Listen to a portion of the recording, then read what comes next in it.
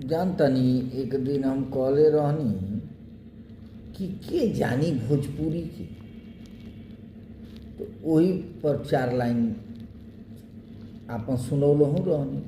ताई तनी वो बतिया के आगे बढ़ा कि आखिर भोजपुरी के जान।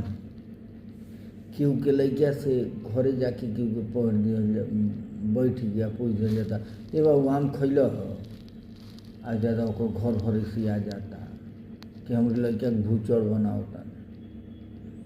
अरे दादा वो भूचड़ नहीं हम बनाओ, राउर आकबद ही हम दुरुस्त करतानी कि लड़कवा भोजपुरी जानी तब मोबाइल पर आगी नहीं दे, वो मोबाइल पर आगी न गोड़ लागी।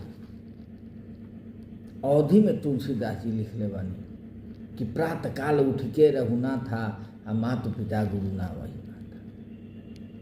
तो वो हम राउर आकबद नहीं, राउर आकबद बनावता नहीं, रोज लड़कवा के बिगाड़त नहीं। जानते नहीं भोजपुरी का, भोजपुरी माई मर्यादा मान ह सम्मान ह।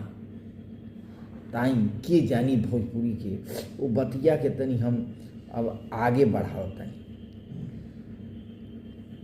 उका जानी भोजपुरी के जे मैगी चाउमीन खैले बा, उका जानी भोजपुरी के जे मैगी चाउमीन खैले बा, आ उहो ना जानी भोजपुरी के जे बफर में मांगी के खैले बा, जे बफर में कटोरा लेके मांग के खैले बा, उका भोजपुरी के जानी।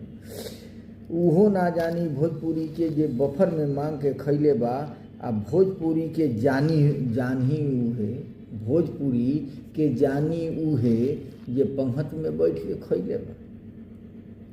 भोजपुरी ना उहो जानी जे चम्मच से काट के खैले बा, अब भोजपुरी के उहे जानी माड़ भात जे खैले बा।